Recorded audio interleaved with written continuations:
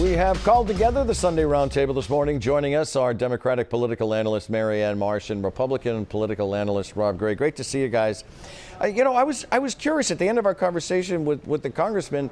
He made it clear on no uncertain terms he still wants Donald Trump's tax returns. Trump's not president anymore.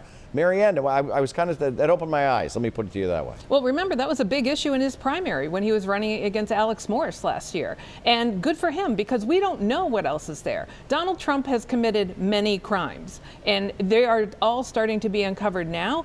And the public deserves to know how he got into office, what he did before he went into office, what he did while he was in office, and he should be held accountable now that he's no longer in office. Rob, the pursuit continues, huh? Democrats are desperate to keep Donald Trump alive as a punching bag. It reduces focuses on them, on the job that Joe Biden is doing, and it's good for them politically. But let's face it, this is a show investigation, plain and simple. They should leave it to the U.S. attorneys and the courts who are going to get access to these tax returns. It has nothing to do with a former president in terms of Congress. It's about being held accountable. The other thing the congressman said this morning that sort of surprised me a little bit, he was reluctant to go after Governor Baker, who did get a public lashing this past week from legislators here in Beacon Hill who are angry about the continuing problems with the vaccination sign-up system. At one point, those eligible were warned of a 123,000-minute wait time. That's roughly 3 months. Baker admitted to the problems, but he tried to blame the supply problems. Did he convince us, Rob? I don't know that he convinced anybody. I mean, I think he's right about the supply problems. And, Joe Biden held a 50 million vaccination ceremony this week. He's 15 million short. I still think he'll get to 100 million in 100 days, but he's taking credit for 15 million that happened under Trump before his inauguration. So Baker's right, but Democrats are not going to give up on this. It has been a mistake. The rollout has been plagued with problems. But Richie Neal, I think, is a moderate, and Charlie Baker is a moderate. They're going to work together. They're two very powerful people who can help Massachusetts and come together in the middle, which is something that voters want. Marianne, did Governor Baker convince you that he's done the best that he could under the circumstances? So you're telling me that a lack of vaccines is the reason his IT department didn't download all of those programs that would have put everybody on wait lists instead of having a 123-minute wait? Is that where we are? Really? And then an hour later, you go out and say, yabba dabba doo, we're opening up Massachusetts. In fact, everything's going to be open. Come on down. We're going to open up restaurants. And it doesn't matter. There's no capacity limit, and bring the band, and we're going to do it in time for St. Patrick's Day, when there's not one study from anyone, including the CDC. Fauci doesn't need indoors. Nobody else needs indoors, but we're going to do that. We're going to do all of it. We have hundreds more cases today than we had last spring when nobody was on the roads. We were locked down. There were curfews. So this looks to me more like a PR strategy, and a cynical one at that. It looks more like there's not a plan to really fight the pandemic anymore. This is more surrender.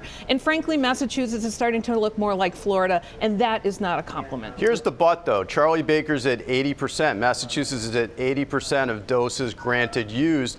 Most states are in the high 70s at 80%. They're getting their act together. So he does have something to point to there. But Rob, now come on. I mean, the fact that we are opening up all these facilities now in March, all of a sudden, where there's not one data point that you can look to and say, yes, this makes sense. Schools, restaurants, no capacity, bans. I mean, this is ridiculous. And to do it an hour after he testified, you know exactly what that's all about. Well, schools should have been open in September. But we're going to open everything up now when we have absolutely, positively no scientific reason to do it. Really? I want to go down the school road. I want to continue down that road. This week, tomorrow, Boston's Mayor Marty Walsh begins reopening schools, while other communities across the state are also making plans to comply with the governor's April 1st edict. So teachers' unions are still irate.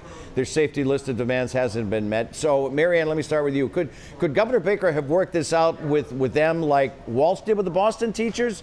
Yeah. And will most parents send their kids to school? What do you think? Yes. If school is essential, then treat this like it's essential. That makes teachers essential, staff and others. Put them on the list to get a priority to get vaccinations. Give schools air circulation. Give them HVACs. Give them cleaning stuff. Give them PPEs. Give them the things that parochial and private schools have had for almost a year now. And even if they don't do it, Unfortunately, parents are going to go ahead and send their kids to school because they've had it. So Listen, it's one more sign of surrender. They all have it. Yeah. They all have it. They have air filters. They have plans and everything else.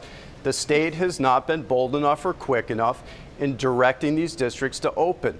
These districts are getting bowled over by the teachers' unions. The governor and the state, they're saying April 1st for elementary school. That's not good enough. Marty Walsh is saying high schoolers will be in by the end of March. If Boston can do it, the state can do it. They have to move faster. These kids are in trouble. Speaking of Boston, John Santiago is in, not a surprise. He sort of made his intentions all but official when he was here earlier this month on OTR. But now Boston's economic development chief, John Barrows, also plans to jump in. Assess the field as you see it now, Marianne. Well, I mean, here's the contrast between the two Johns. John Santiago put together a great campaign team, hired great people, a great ad, and up and running out of the gates. John Barrows still is looking to launch. And that really looks like the last time he ran, where he looked good, he sounded good, but never got things off the ground, and he seems stalled again. Rob, how do you see it from the Republican end? A good bet favors Santiago and one of the Boston city councilors as the final two, the top two, I believe. Barrows, I think, is a bit player. All he can do is probably shave some votes off of Santiago, maybe keep him out of that top two. If he lasts as a campaigner, I'm not sure that he will.